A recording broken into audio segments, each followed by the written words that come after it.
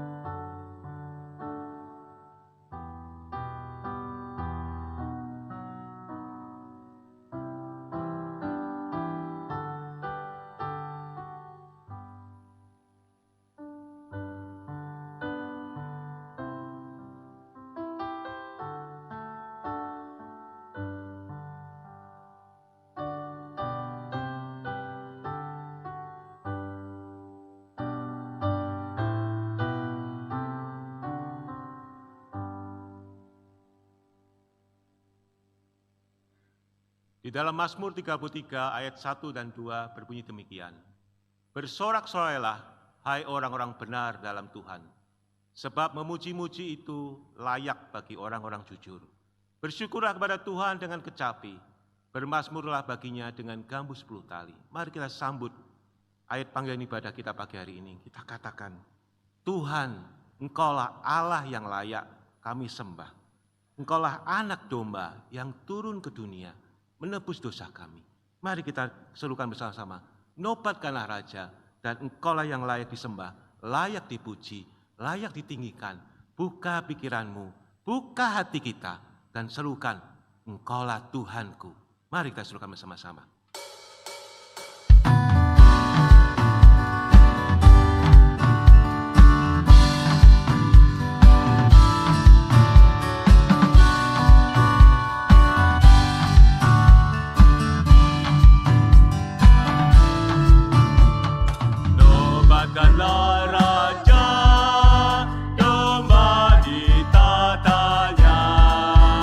Dengarlah suara pujian.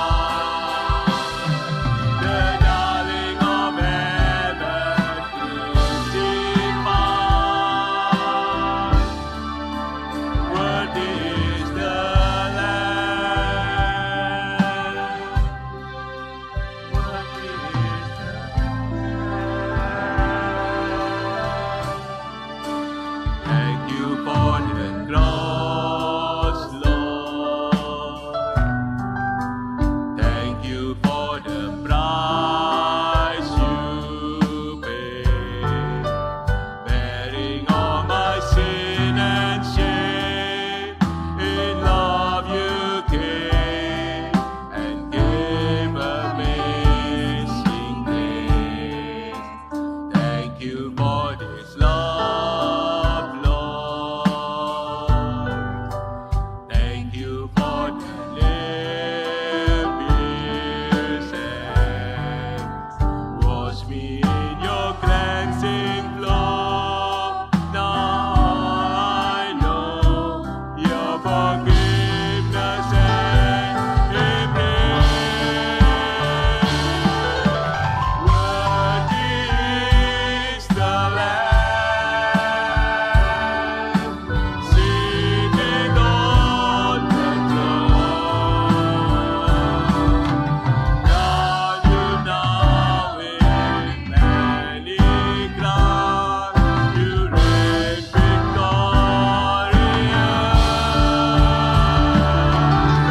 High and lifted up,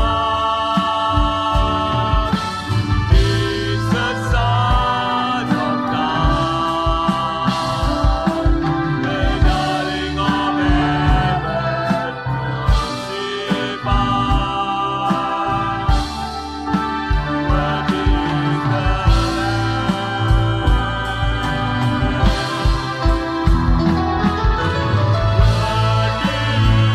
is the seated on the throne.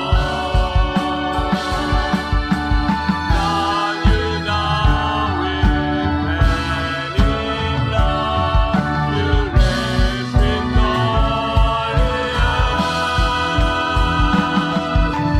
High and lifted up, Jesus, Son of God,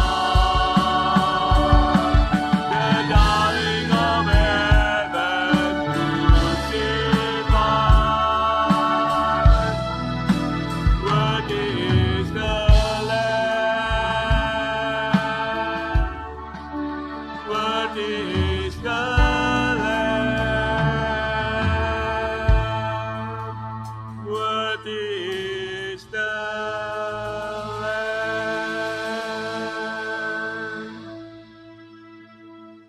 Terima kasih ya Tuhan, karena Engkau memberikan juru selamat dalam hidup kami.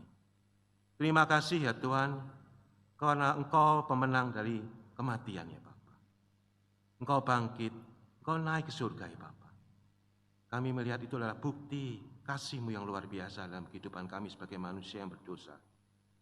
Kami serahkan diri kami yang tidak layak ini ya Bapa, di hadapan-Mu, supaya kiranya Engkau saja yang benar-benar memberkatinya. Kami serahkan semuanya ibadah kami pada pagi hari ini, dan yang Kau berikan kami hati yang menyembah Engkau, hati yang tunduk di hadapan-Mu, dan mendengarkan akan firman-Mu ya Bapa, yang akan disampaikan. Terima kasih ya Bapa, kami serahkan semuanya dalam nama Tuhan Yesus Kristus. Amin. Jemaat dipersilakan duduk. Pagi ini paduan suara Wahid ini akan mempersembahkan pujian. Waktu dan tempat saya persilakan.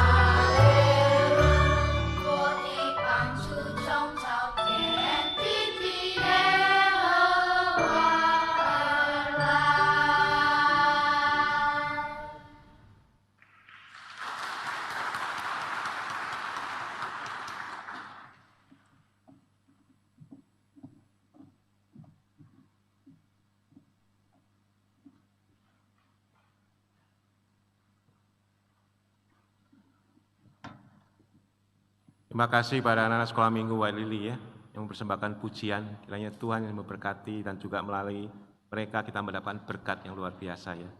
Terima kasih.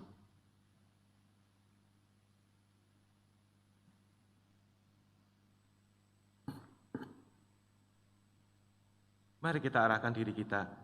Kita katakan bahwa Allah sanggup melakukan segala perkara dalam hidup kita. Dulu, sekarang, dan selama-lamanya. Mari kita serukan bersama-sama. Allah sanggup.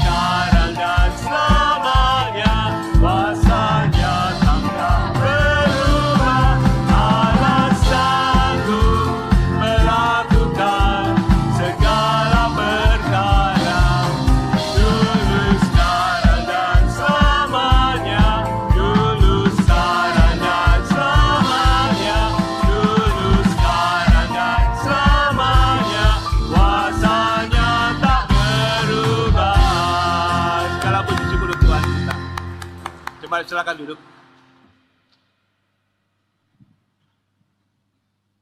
Mari kita siapkan hati kita di hadapan Tuhan kita, datang menghadap Tuhan untuk pengakuan dosa kita pada pagi hari ini. Ku mau datang padamu ya Tuhan, memandang segala keindahanmu, ku mau berikan segalanya.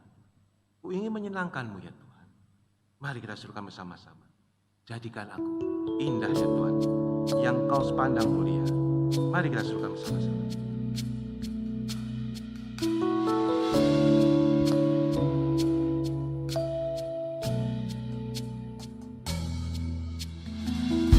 Datang ya Bapa dalam kerinduan, memandang keindahan-Mu.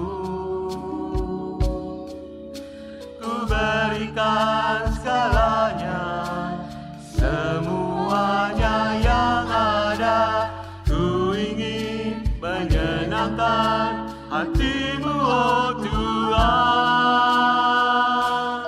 Jadikan aku indah yang kau Engkau pandang mulia, seturut karyamu di dalam hidupku.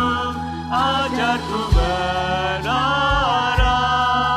hanya kepadamu, taat dan setia kepadamu, Tuhan.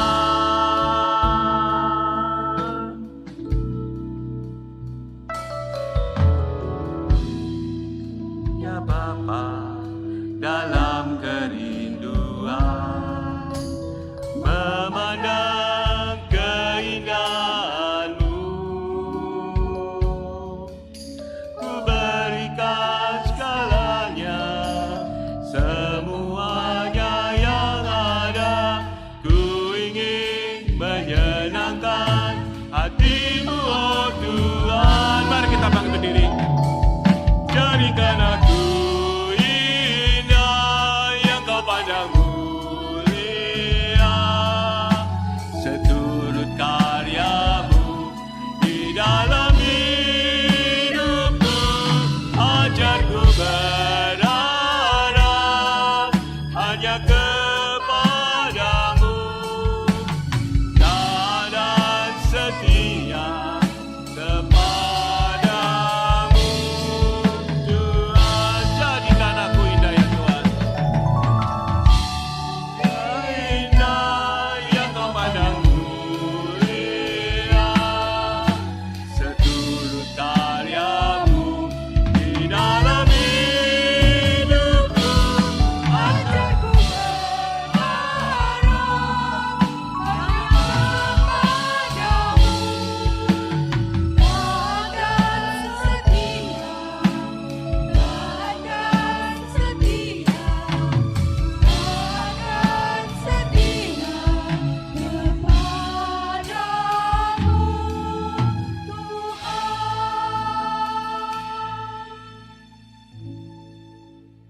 Saudaraku, kita mengenal Allah kita adalah Allah yang maha kuasa, Allah yang maha hadir, dan Allah yang maha tahu. Dia hadir di tengah-tengah kita dan Dia mengetahui hati kita, pikiran kita. Dia mengenali motivasi kita, tutur kata kita, perbuatan kita. Namun pada saat ini Dia mau kita dengan kerendahan hati, dengan kejujuran untuk mengaku dosa kita pribadi kepada Dia. Mari kita masing-masing mengaku dosa kita secara pribadi.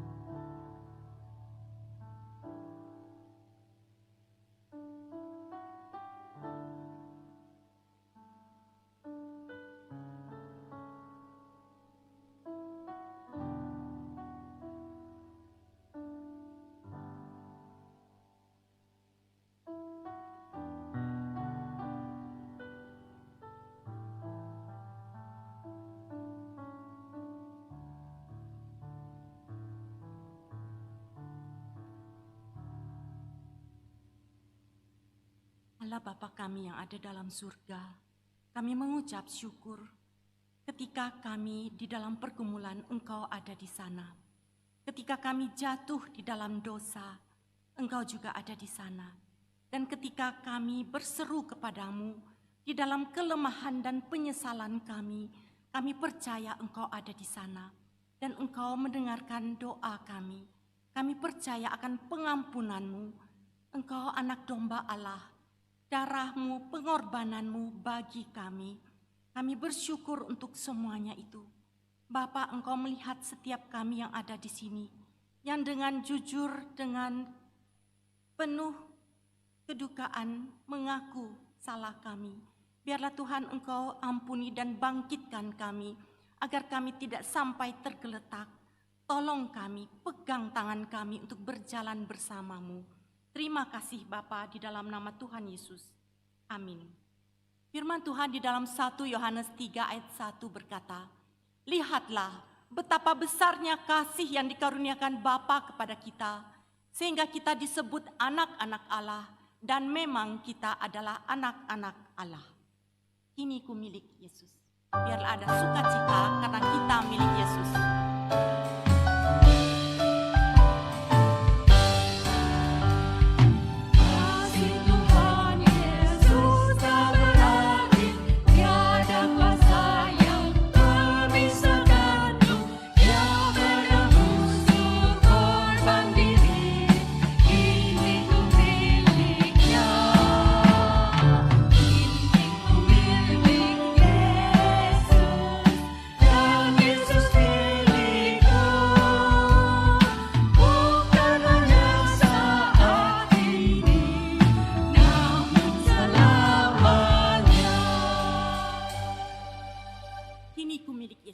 Mari kita bersama mengucapkan pengakuan iman kita. Aku percaya kepada Allah, Bapa yang Maha Kuasa, Khalik langit dan bumi, dan kepada Yesus Kristus, anaknya yang tunggal Tuhan kita, yang dikandung dari Roh Kudus, lahir dari anak darah Maria, yang menderita sengsara di bawah pemerintahan Pontius Pilatus, disalibkan, mati dan dikuburkan, turun ke dalam kerajaan maut. Pada hari yang ketiga, bangkit pula dari antara orang mati, naik ke surga, duduk di sebelah kanan Allah Bapa yang Maha Kuasa. Dan dari sana ia akan datang untuk menghakimi orang yang hidup dan yang mati. Aku percaya kepada Roh Kudus, gereja yang kudus dan am, persekutuan orang kudus, pengampunan dosa, kebangkitan tubuh, dan hidup yang kekal. Amin. Silakan duduk.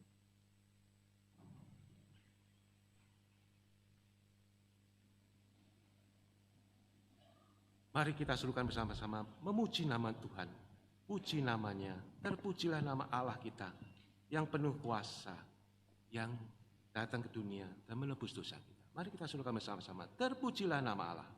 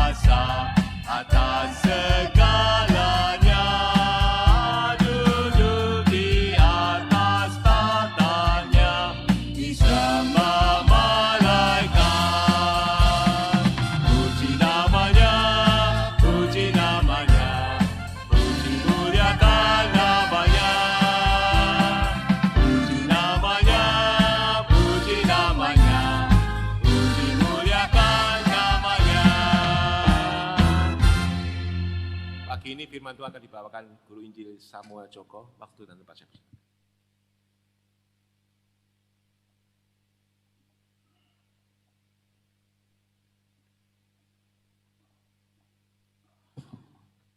Baik, mari kita siapkan hati dan pikiran kita.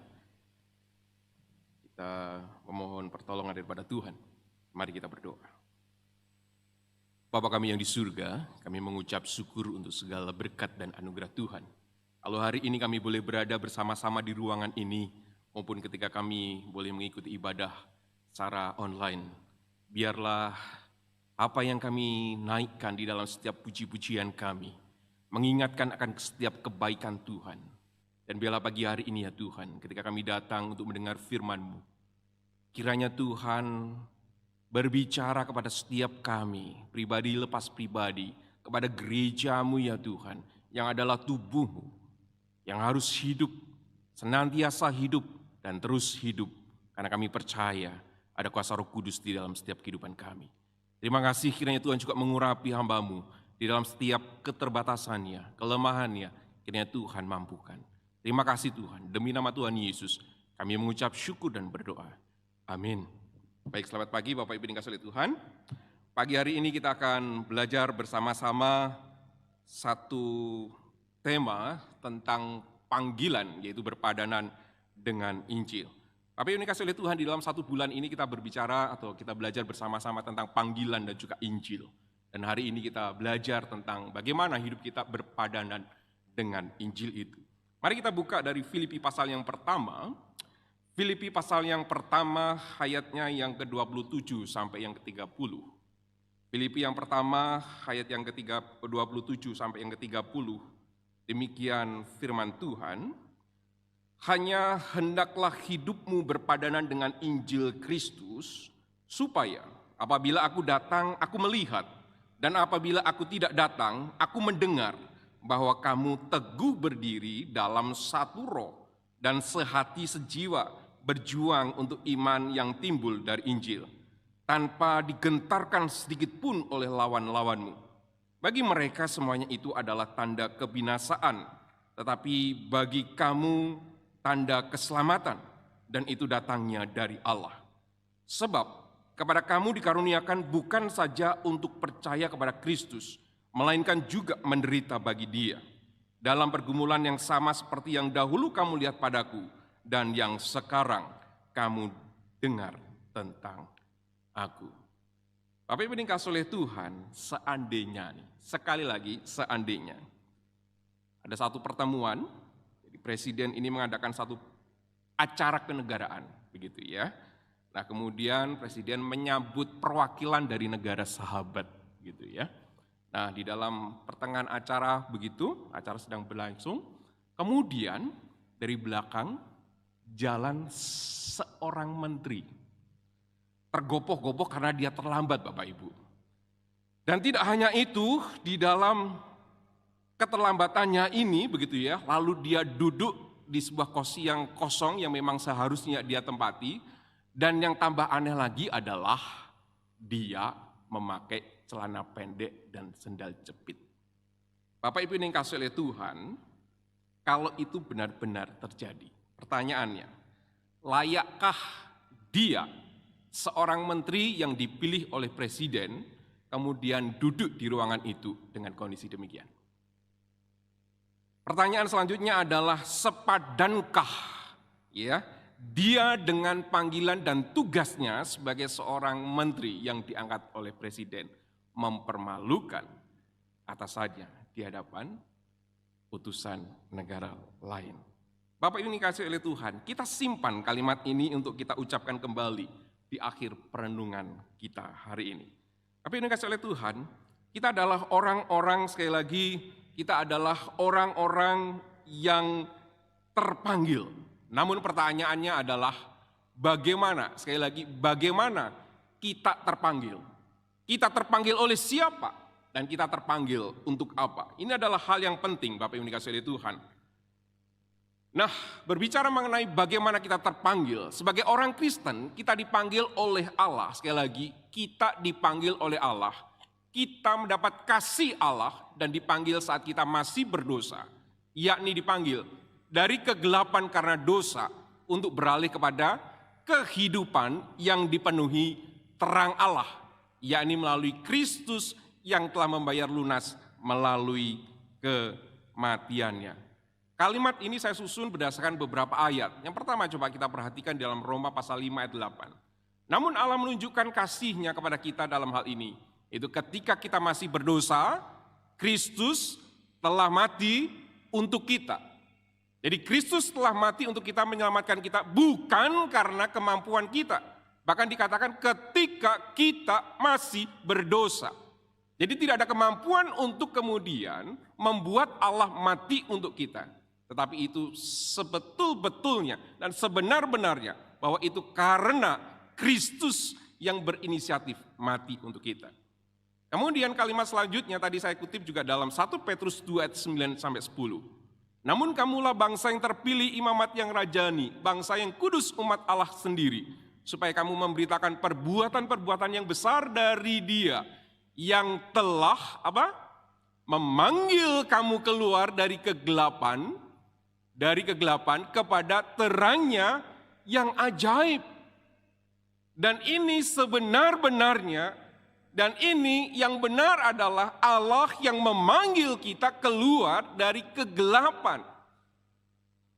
Bapak Ibu yang dikasihi oleh Tuhan, tidak hanya itu, kalimat yang tadi saya bacakan juga terambil dari Filipi pasal 2 dan pasal yang pertama. Karena itu saudara-saudaraku yang terkasih, sebagaimana kamu senantiasa taat, bukan saja seperti waktu aku masih hadir, tetapi terlebih lagi sekarang waktu aku tidak hadir. Tetaplah kerjakan keselamatanmu dengan takut dan gentar. Kerjakanlah keselamatanmu dengan takut dan gentar. Kita adalah orang-orang yang diberikan keselamatan. Kita adalah orang-orang yang dianugerahkan keselamatan. Oleh sebab itu, kerjakanlah, isilah keselamatan yang Tuhan berikan itu dengan apa? Dengan tidak takut dan gentar. Dan oleh sebab itu, Filipi 1 ayat 27 bagian A. Hendaklah hidupmu berpadanan dengan Injil Kristus. Bapak Ibu yang dikasihi oleh Tuhan, sekali lagi, kita dipanggil untuk mengerjakan keselamatan kita. Jadi keselamatan yang telah diberikan Allah kepada kita dengan hidup berpadanan Injil Kristus. Hal ini artinya apa sih? Bahwa kita harus hidup sesuai, sekali lagi sesuai dengan ajaran dan teladan Kristus Yesus. Hidup berpadanan dengan Injil bukanlah hal yang mudah Bapak Ibu dikasihi oleh Tuhan. Karena kita akan menghadapi banyak tantangan dan godaan. Perhatikan tadi yang kita baca. Bahwa kita nanti harus teguh berdiri di hadapan para lawan kita. Sekali lagi tanpa digentarkan sedikit pun oleh lawan-lawanmu. Namun kita harus bertekad untuk hidup sesuai dengan panggilan kita sebagai orang Kristen. Nah, mari kita perlahan-lahan masuk di dalam poin-poin hari ini.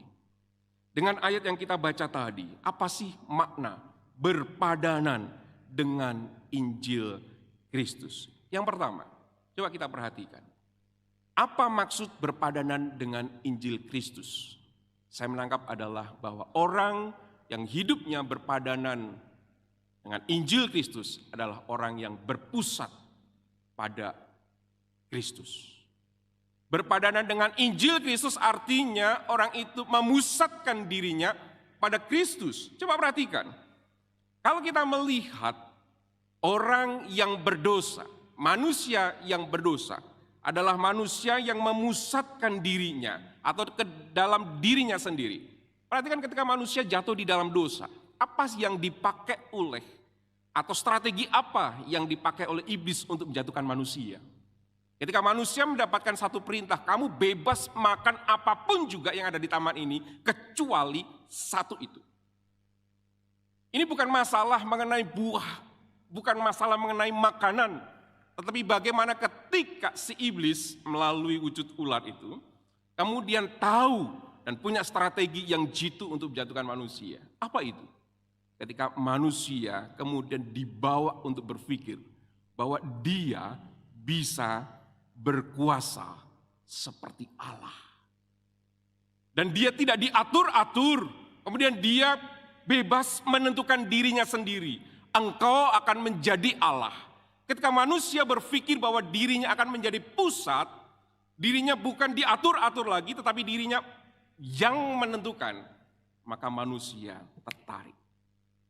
Bukan sekedar buah itu indah untuk dimakan, bukan sekedar buah itu menjanjikan manis rasanya, tetapi ketika manusia melihat, aku akan menjadi pusat di dalam kehidupanku, aku tidak ada yang ngatur lagi, maka manusia jatuh di dalam dosa.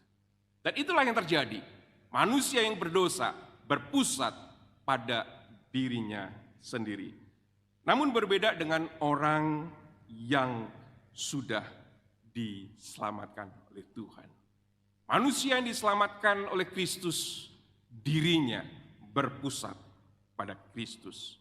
Dia menyadari bahwa hidupnya telah dipenuhi dengan anugerah, menyadari bahwa hidupnya telah yang diciptakan Allah ini adalah hidup yang kemudian ditebus oleh Tuhan, menyadari bahwa dia dibenarkan dan dimuliakan oleh Tuhan. Hal ini diungkapkan oleh seorang bapak gereja. Agustinus mengatakan bahwa kita diciptakan oleh Dia, ditebus oleh Dia, dibenarkan oleh Dia, dan dimuliakan oleh Dia. Di garis bawahi di sana, di luar Dia tidak ada apa-apa selain dosa dan hukuman. Tapi ini kasih oleh Tuhan, ketika kita melihat akal hal ini, sekali lagi di luar Dia, di luar Tuhan, yang ada hanyalah dosa dan hukuman. Tidak hanya itu Bapak Ibu dikasihi oleh Tuhan. Kalau kita melihat juga di abad-abad terakhir ini, kita melihat seorang John Stott berbicara kepada kita bahwa Kristus adalah pusat dari segala sesuatu dalam kehidupan Kristen. Dia adalah tujuan kita, sumber kita, dan kekuatan kita. Apa sih yang menjadi tujuan di dalam hidup kita? Kalau kita masih berpikiran akan kehidupan yang fana ini, maka kita belumlah berpadanan dengan Injil Kristus. Karena pusat daripada orang Kristen, pusat daripada kehidupan yang sudah diselamatkan adalah Dia. Itu Tuhan sendiri. Kalau apapun yang kemudian kita lakukan, seharusnya kita berpikir, apakah dengan aku melakukan ini, Dia senang atau tidak? Dengan apa yang aku ucapkan ini, apakah Dia berkenan atau tidak? Bapak ini kasih oleh Tuhan, surut dengan hal ini, mari kita lihat bersama-sama bagaimana hidup kita ini surut dengan apa yang dikatakan oleh Paulus, bahwa hidupku bukannya lagi aku sendiri yang hidup, melainkan apa? Kristus yang hidup di dalamku. Benar sekali. Ketika Paulus memahami bahwa hidupnya dipenuhi dengan anugerah, dia memahami bahwa hidupku bukannya aku sendiri lagi yang hidup, tetapi Kristus di dalamku. Dan ketika Kristus di dalamku, maka apa yang aku lakukan, apa yang aku katakan adalah apa yang dilakukan dan dikatakan oleh Kristus. Inilah hakikat daripada berpadanan dengan Injil Kristus. Berpadanan dengan Injil Kristus berarti berpusat pada Kristus. Dan mari kita pusatkan hidup kita pada Kristus. Hidup kita tidak sekedar bagi kesenangan kita, tapi untuk kesenangan Allah. Dari ayat yang kita baca tadi, apalagi makna dari berpadanan dengan Injil Kristus? Saya mencoba untuk melihat dari apa yang disampaikan oleh Paulus dalam Filipi tadi. Bahwa berpadanan dengan Injil Kristus itu artinya apa? Dalam ayat yang sudah kita baca tadi dikatakan berdiri teguh. Berpadanan dengan Injil Kristus itu artinya adalah berdiri teguh. Dikatakan bahwa ketika aku datang, aku melihat. Ketika aku nggak datang, aku dengar cerita tentang kalian, jemaat yang ada di Filipi. Artinya apa? Tetaplah di dalam adanya aku maupun tidaknya aku, engkau tetap hidup seperti yang Kristus mau. Artinya apa? Di dalam hidup ini ada integritas sebagai seorang yang sudah dibenarkan. Tidak bisa kemudian kita mengatakan kalau ada orang melihat maka aku baik. Kalau nggak ada orang yang melihat terserah aku. Begitu. Tidak bisa. Inilah yang dikatakan oleh Paulus. Ketika aku datang aku bisa melihat perbuatanmu.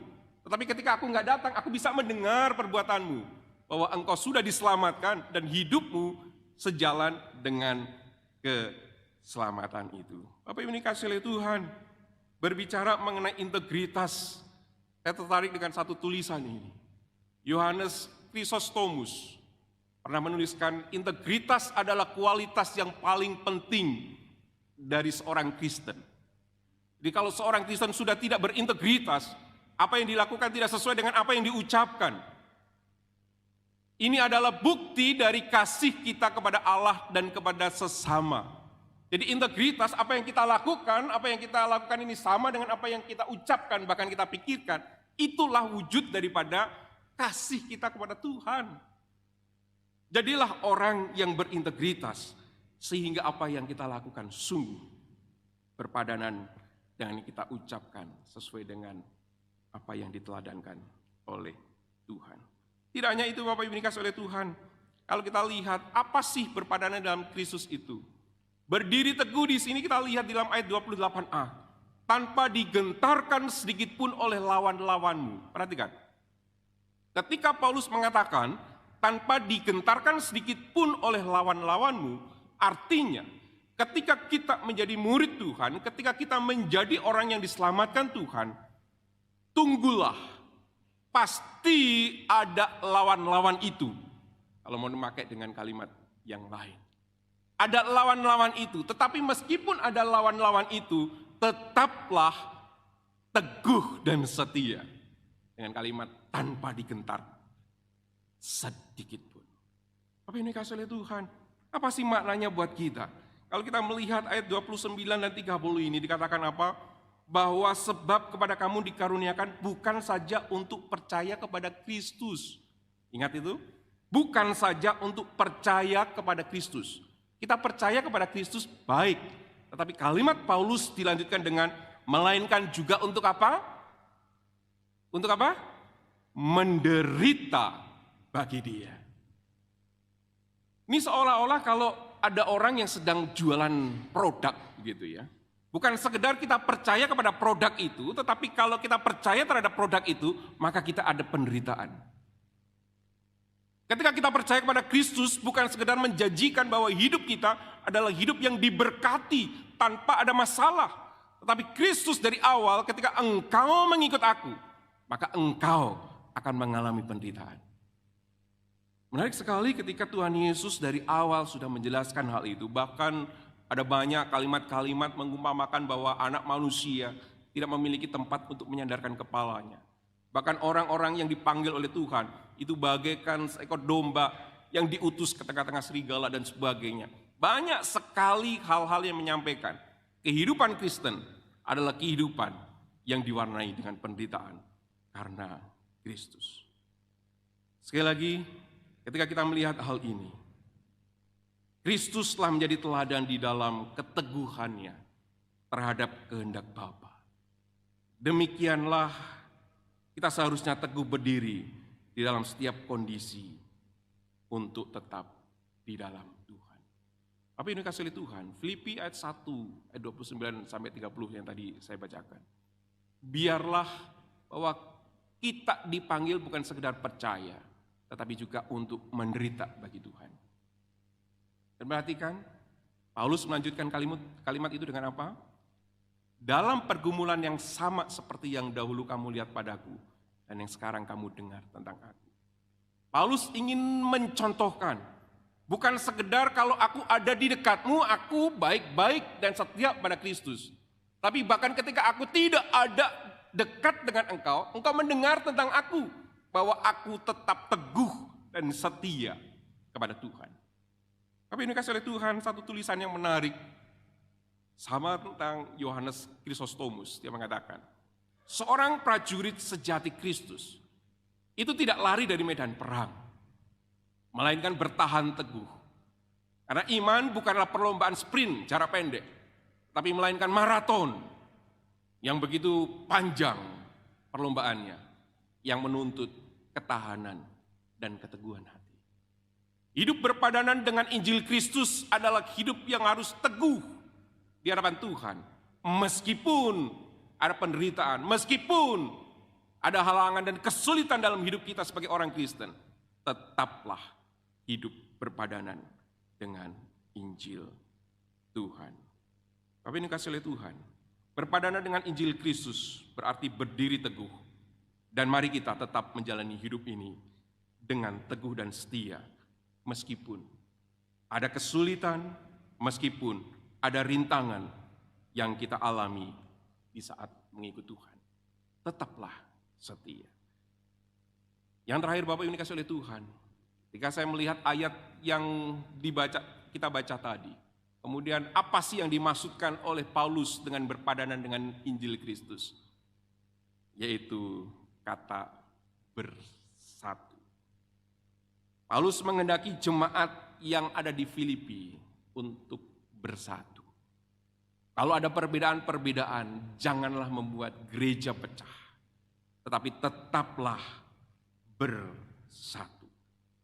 diungkapkan oleh Paulus, dikatakan bahwa kamu teguh berdiri dalam satu roh. Paulus mengungkapkan frase satu roh untuk menggambarkan kesatuan di antara orang-orang Kristen. Dan kesatuan ini tidak hanya mengacu pada kesatuan iman, tetapi juga kesatuan tujuan, kasih, dan juga semangat. Milikilah kesatuan di dalam gereja Tuhan. Sekali lagi, bukan sekedar kesatuan iman. Ya, setiap minggu kita membaca yang sama, mengakui iman kita. Kita punya kesatuan iman. Tetapi terlebih daripada itu, Paulus juga mengendaki, Tuhan melalui Paulus mengendaki, bahwa kita juga memiliki kesatuan tujuan. Itu tujuan hidup memuliakan Tuhan. Kesatuan kasih dan kesatuan semangat untuk membangun gerejanya. Untuk memuliakan nama Tuhan. Orang-orang Kristen yang bersatu dalam roh akan memiliki visi yang sama. Untuk kerajaan Allah tentunya. Dan mereka akan bekerja sama untuk mencapai visi tersebut. Bersatu. Kalimat selanjutnya Paulus menuliskan bahwa dan sehati sejiwa berjuang untuk iman. Dikatakan sehati sejiwa. Paulus juga menggunakan frase sehati sejiwa ini untuk menggambarkan apa? Kesatuan orang-orang Kristen kembali. Namun coba perhatikan, kesatuan ini mengacu pada kesatuan hati, pikiran, dan juga perasaan. Orang-orang Kristen yang sehati sejiwa akan saling memahami, akan saling mengasihi, mengerti pergumulan jemaat yang lain, mengerti pergumulan daripada tubuh Kristus yang lain. Jadi hidup bukan hanya untuk diri sendiri. Bukan sekedar yang penting aku sudah mengenal Kristus, yang penting aku sudah diselamatkan. Bukan itu. Paulus mengingatkan bahwa kita hidup di dalam satu kesatuan, sehati, sejiwa. Oleh sebab itu ketika ada masalah yang dialami oleh jemaat yang lain, tubuh Kristus yang lain, maka sebagai satu gereja, kita juga merasakan hal yang sama untuk boleh membantu dan menolongnya. Dengan kalimat sehati sejiwa ini, Paulus menginginkan jemaat di Filipi dan juga kita sekarang, bahwa mereka memiliki hubungan yang damai, hubungan yang harmonis karena mereka sehati dan sejiwa. Jadi Bapak Ibu dikasihi oleh Tuhan, Paulus ketika mengatakan kamu teguh berdiri dalam satu roh dan sehati dan jiwa, ini ingin menggambarkan satu gambaran komunitas Kristen yang ideal. Ketika ada masalah, kita punya Tuhan. Ketika kita masalah, kita punya orang-orang yang ada di sekitar kita, yang Tuhan utus sebagai satu tubuh Kristus. Komunitas Kristen inilah, yaitu komunitas Kristen yang bersatu dalam iman, tujuan, kasih, dan semangat. Tetapi tidak hanya itu, bahwa mereka saling memahami, saling mengasihi, dan mereka bekerja sama untuk mencapai visi kerajaan Allah. Tapi ini kasih oleh Tuhan, ada sebuah cerita gitu ya. Ini dongeng ya. Dongeng. Kita mengenal tentang fabel begitu ya, dongeng tentang hewan-hewan gitu. Suatu hari ada seekor kancil Bapak Ibu. Bisa menggambarkan ya, kancil dengan 4 kakinya yang lentik, yang kalau lari itu bisa kencang gitu ya. Nah kemudian sedang jalan-jalan ini kancil gitu ya. Kemudian kancil ketemu dengan keong Bapak Ibu. Keong ini lagi ada di parit begitu ya. Ya di parit di pedesaan begitu ya, ada parit. Ada keong di situ. Diajak ngomong sama kancil. Keong, jalan kok pelan banget kayak begitu ya. Masa sih nggak bisa jalan lebih kencang lagi? Kita tahu ya, kalau keong kan jalannya pelan-pelan gitu ya, kayak siput begitu ya, keong gitu. Nah kemudian kancil Bapak Ibu sudah tahu jalannya lebih kencang daripada keong, dia ngomong gini, keong berani nggak kamu lomba lari sama aku? Coba perhatikan, kancil yang larinya begitu cepat, nantangin keong yang larinya empot-empotan itu ya. Berani nggak kamu lomba lari sama aku? Wah dengan sombongnya, kancil kemudian memamerkan kaki-kakinya, dia lompat-lompat gitu ya. Singkat cerita, keong menyanggupi Bapak Ibu. menyanggupi untuk lomba lari dengan si kancil. Kita sebagai orang dewasa akan pikir mana mungkin keong bisa ngelawan kancil gitu kan. Nah, kemudian ditetapkanlah hari. Seminggu lagi ya, kita akan bertanding di tempat ini. Dari sini menuju ke ujung sana. Oke, keong sanggupin. Singkat cerita, hari pun berlalu, hari pertandingan mulai. Wah, dengan bangganya dia si kancil mau lompat-lompat gitu ya. Ayo, keong, kamu sudah siap belum? Sudah siap untuk lomba lari dengan aku? Begitu ya. Nah, keongnya kemudian, oke, aku siap gitu. Ya udah, saya hitung sampai 3, begitu ya. Kemudian dihitung sama kancil. 1, 2, 3. Si kancil diem aja. Keong, kamu jalan dulu lah, begitu ya. Ya sombong Bapak Ibu ya. Dia merasa bahwa larinya lebih cepat daripada keong gitu ya. Kemudian keongnya pelan-pelan, kemudian dia jalan. Kemudian ditanya, keong sampai mana? Kemudian suaranya udah agak kedepanan. Udah sampai sini. Kemudian, udah ke depan. Dia mulai pelan-pelan jalan gitu ya. Kemudian sambil tenang-tenang dia nanya lagi, keong sampai mana? Sampai sini.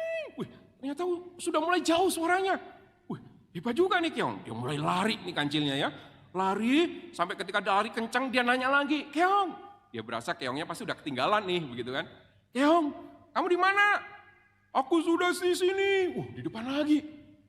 Kancil makin heran lagi. Ini si keong bisa cepat amat. Pasti seminggu dia lari itu ya, latihan treadmill pasti itu ya. Sehingga bisa cepat larinya gitu ya.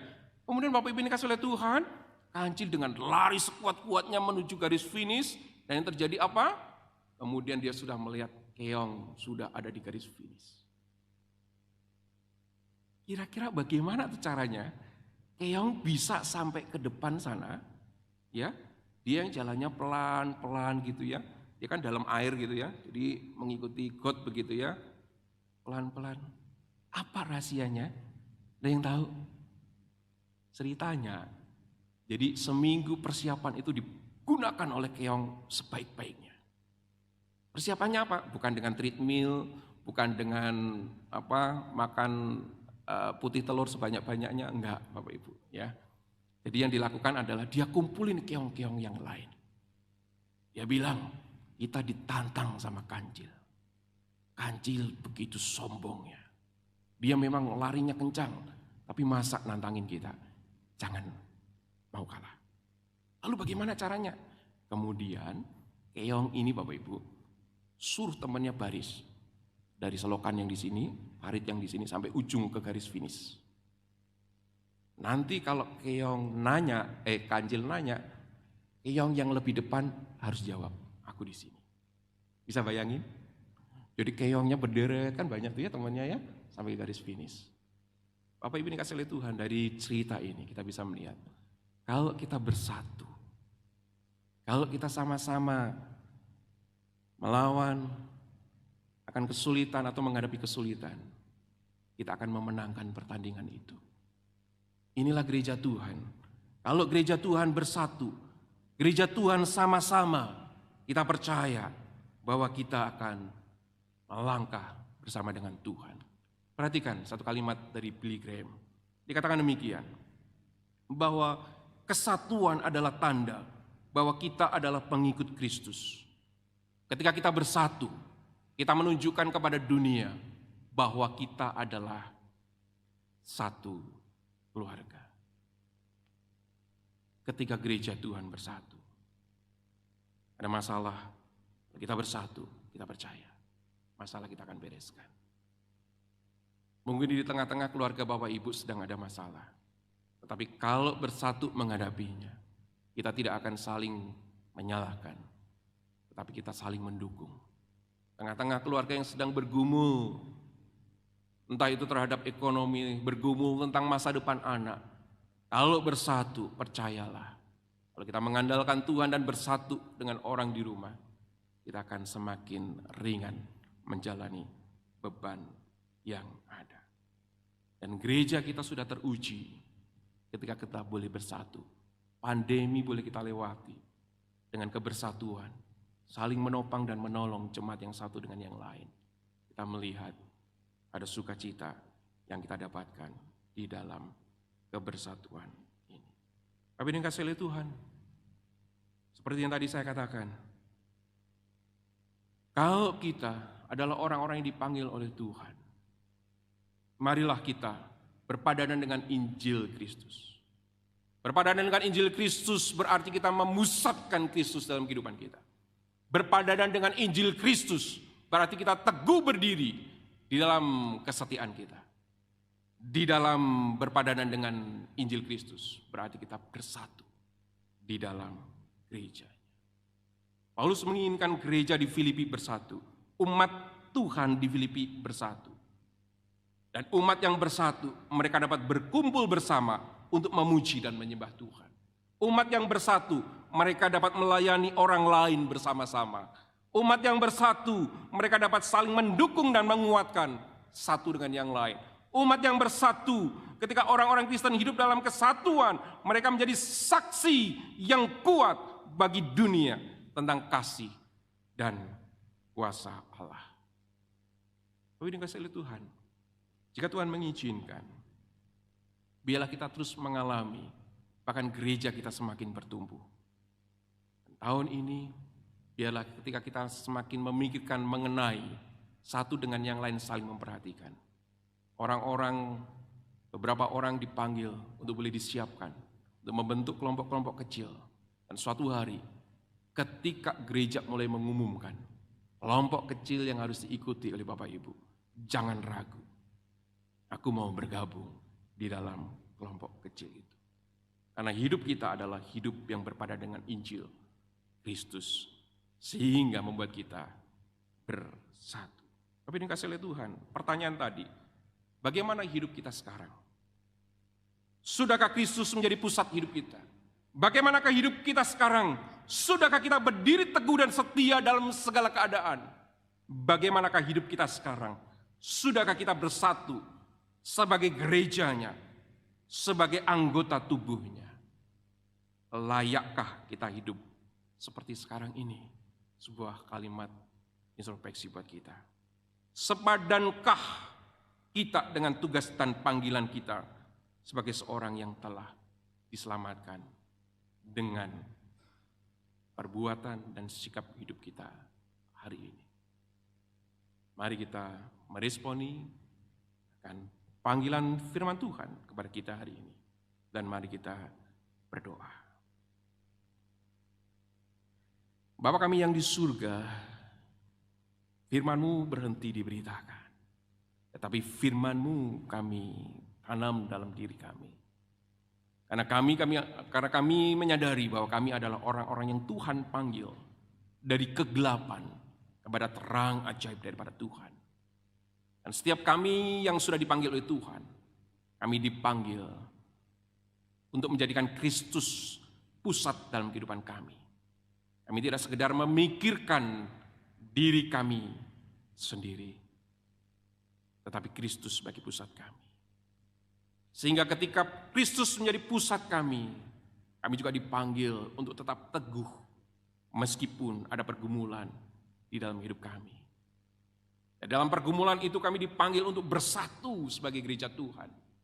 Sehingga kami saling menopang, saling meringankan. Bersyukur untuk firman-Mu ya Tuhan, menjadi evaluasi buat kami, baik pribadi lepas pribadi, maupun kami yang hidup di tengah-tengah keluarga. Kami pun adalah orang-orang yang Tuhan panggil untuk memusatkan diri kami kepada Kristus, untuk bersatu dan berdiri teguh. Demikian juga di dalam komunitas gereja, biarlah kami adalah orang-orang yang Tuhan panggil untuk saling menguatkan, menopang, dan membantu. Terima kasih Tuhan, ini seluruh doa kami. Kami serahkan setiap pergumulan kami, iman kami kepada Tuhan. Demi nama Tuhan Yesus, kami mengucap syukur dan berdoa. Amin. Terima kasih.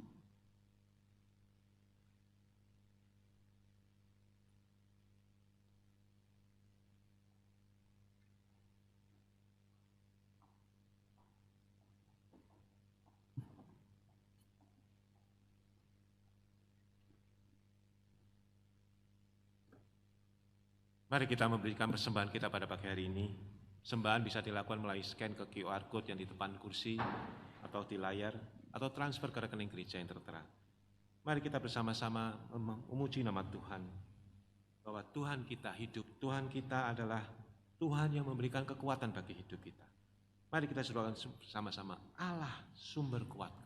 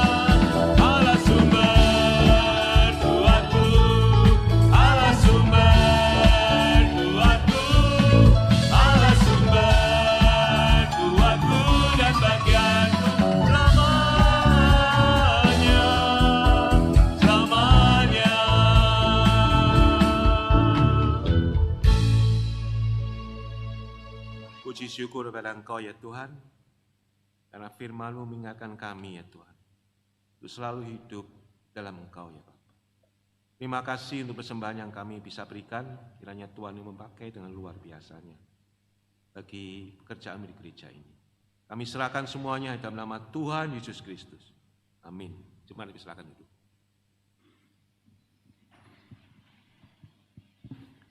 Selamat pagi Bapak Ibu saudara yang dikasihi Tuhan. Kita patut bersyukur kalau hari ini kita masih boleh beribadah bersama kepada Tuhan. Terima kasih untuk Losesem yang sudah menyampaikan firman Tuhan dan juga seluruh tim yang sudah melayani pada pagi hari ini. Saudara-saudara, saya ingin menyambut kehadiran saudara Bapak Ibu yang baru pertama kali beribadah di tempat ini. Mulai dari sebelah kanan saya, silakan acungkan tangan kalau ada yang baru pertama kali datang.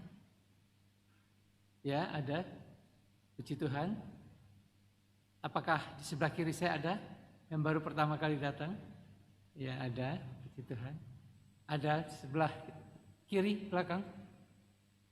Di sebelah kiri belakang juga ada. Di atas, apakah ada yang baru pertama kali datang? Silakan acungkan tangan saudara. Di baby room, kanan kiri. Ya, baik. Selamat datang bagi saudara-saudari yang baru pertama kali datang. Jikalau saudara belum memiliki tempat ibadah yang tetap, kami dengan senang hati menyambut kehadiran saudara dalam ibadah minggu berikutnya. Baik saudara, saya ingin menyampaikan satu hal, yaitu kalau untuk cap gomeh nanti ya, tapi untuk bunga mimbar, persembahan bunga mimbar. Saudara, di depan ini ada bunga mimbar yang dari tanaman atau bunga yang hidup, ya, bukan dari plastik. Nah, Terima kasih untuk persembahan saudara di dalam bulan Januari ini. Bagi saudara yang masih ingin memberikan persembahan, saudara bisa mengisi di lantai 1 ada papan tulis ya. Di situ kemudian ada tempat saudara untuk menulis. Kalau saudara ingin memberikan persembahan bunga mimbar, cantumkan nama saudara di tanggal yang saudara mungkin ada hal-hal yang khusus. Misalkan ulang tahun saudara, ulang tahun anak saudara, atau apapun event khusus ya, misalkan wedding anniversary, nah saudara boleh cantumkan. Memang sangat terbatas, diharapkan saudara bisa ikut berpartisipasi. Baik saudara, kita akan mendengarkan warta dalam bentuk rekaman berikut ini. Kebaktian doa diadakan pada hari Rabu tanggal 24 Januari 2024 jam 6.30 sore di ruang persekutuan 2 lantai 2. Kebaktian dilakukan secara hybrid dengan pembicara Lause Yu Hong Lee dengan tema On Thy Way, di Jalan Allah. Dan perjamuan makan malam dapat diikuti 30 menit sebelumnya. Kami mengundang jemaat untuk hadir atau dapat mengikutinya melalui Zoom meeting. Persekutuan doa diadakan pada hari Sabtu tanggal 27 Januari 2024 jam 6 pagi. Persekutuan dilakukan secara online dengan pembicara Pendeta Bambang dengan tema Bukan Suatu Kebetulan. Kami mengundang jemaat untuk dapat mengikutinya melalui Zoom meeting. Bidang ibadah mengucapkan terima kasih kepada jemaat yang telah terlibat dalam memberikan persembahan bunga mimbar. Bagi jemaat yang terbeban untuk terlibat dalam memberikan persembahan bunga mimbar, dapat mengisi formulir persembahan bunga mimbar di papan pengumuman lobi lantai 1 atau dapat menghubungi tata usaha. Mari bergabung mengikuti acara Berkat Cap Gome pada tanggal 24 Februari 2024 jam 10 pagi di Hotel Arosa. Nikmati ibadah, ramah tamah, musik oriental, dan hidangan spesial Cap Gome. Mari ajak keluarga dan teman-teman untuk berkumpul bersama. Informasi lebih lanjut dan tiket dapat menghubungi nomor yang tertera di layar. Ya, seperti tadi sudah kita saksikan bahwa acara Cap Gome itu adalah hari terakhir dari Imlek. Ya. Oleh sebab itu, kalau saudara ingin merayakan Imlek bersama keluarga, saudara bisa membeli voucher seharga 200.000 dan saudara boleh hadir. Misalkan saudara ingin membooking satu meja, ya silakan saja. Jadi saudara, tempat sangat terbatas dan hanya 20 meja, yaitu 200 orang. Ya. Kita akan boleh membawa siapa saja, termasuk keluarga kita yang belum percaya, ataupun mungkin yang gerejanya di tempat yang berbeda. Silakan saudara bisa berkumpul untuk merayakan Imlek bersama dalam rangka Cap Gome ini, ya saudara. Dan juga undangan sudah bisa dibeli ya di lantai bawah di lobi. Dan apabila voucher sudah habis, maka penjualan akan ditutup. Jadi saudara, silakan saudara bisa bersama-sama dengan keluarga merayakan Imlek atau merayakan Cap Gome pada tahun ini bersama-sama di Hotel Arosa. Mari kita bangkit berdiri. Kita akan bersama-sama menyanyikan pujian Engkaulah Perisaiku.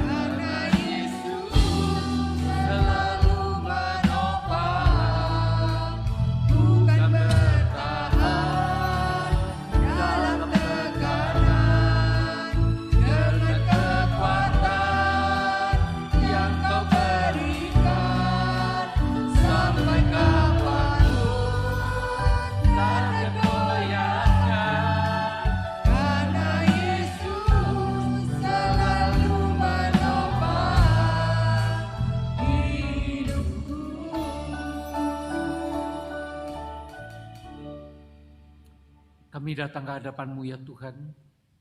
Kami berdoa secara khusus untuk pemilu tahun ini, tanggal 14 Februari. Tuhan, Engkau tahu kondisi negara kami, supaya negara kami boleh tetap dalam keadaan aman, tentram, dan semua boleh berjalan dengan baik. Kiranya Tuhan yang menjaga, melindungi juga untuk gereja-gereja Tuhan dalam masa-masa seperti ini, supaya tidak ada gangguan ketertiban. Kami juga berdoa ya Tuhan untuk pemilihan majelis yang juga akan dilangsungkan pada tahun ini juga. Kiranya Tuhan yang menyediakan orang-orang yang akan ikut ambil bagian di dalam pelayanan pekerjaan rumah Tuhan. Kami rindu Tuhan, setiap kami siap untuk dipakai oleh Tuhan. Kami juga berdoa ya Tuhan untuk mereka yang akan menghadapi operasi. Kiranya Tuhan Kau menolong supaya operasinya boleh berjalan dengan baik. Kami juga berdoa untuk mereka yang dalam kondisi lemah tubuh, oleh karena lansia, oleh karena penyakit yang sudah menahun. Tuhan tetap hibur, kuatkan. Tuhan topang supaya mereka tetap punya semangat hidup. Kami berdoa Tuhan, Engkau yang memberkati, bahkan memberikan kesembuhan. Kami juga menyerahkan ya Tuhan untuk pergumulan di setiap keluarga kami masing-masing. Apapun yang menjadi pergumulan kami, baik itu masalah keluarga, suami, istri, orang tua, anak, kakak, adik, semuanya Tuhan. Engkau yang menopang, yang menolong, bahkan untuk pekerjaan. Jikalau ada di antara kami yang membutuhkan pekerjaan, Tuhan buka jalan untuk pendidikan anak-anak kami. Tuhan juga topang supaya mereka punya semangat untuk boleh studi dengan baik. Dijauhkan dari lingkungan yang buruk. Tuhan, kami berdoa supaya Tuhan memimpin seluruh kehidupan keluarga kami, supaya hidup kami sungguh boleh berpadanan dengan Injil Kristus. Terima kasih Tuhan, kami serahkan doa kami khususnya untuk Cap Komek nanti. Biarlah Tuhan Kau topang akan acara ini, sehingga acara ini boleh berlangsung dengan baik. Kami rindu untuk membawa jiwa-jiwa di tengah-tengah keluarga kami, yang mungkin belum percaya kepada Tuhan, yang mungkin juga di tengah kesibukan, mereka undur dari Tuhan.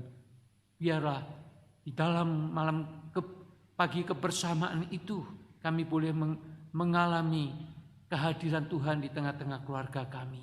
Terima kasih. Kiranya Tuhan memberkati acara Cap Komek ini. Engkau pakai hamba-Mu Guru Injil Philip Huang untuk menyampaikan kebenaran firman Tuhan. Dan setiap pengisi acara Tuhan berkati. Di dalam nama Tuhan Yesus kami berdoa. Amin. Doksologi.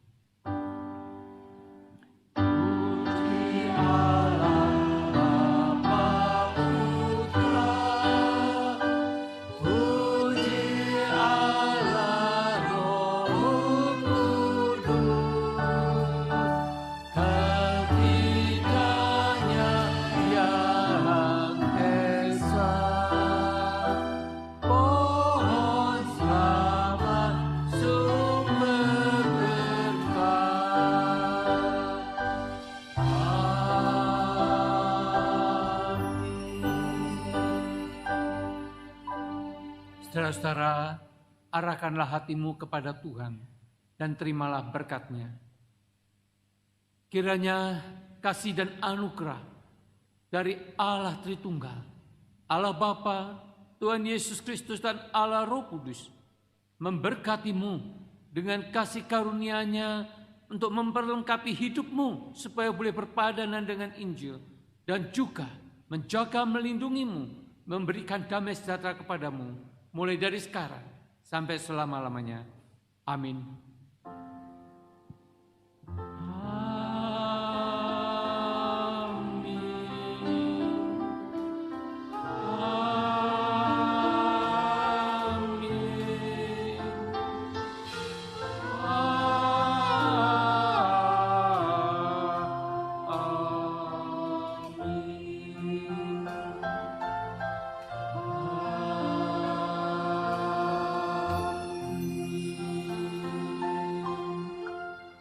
Silakan duduk, doa teduh.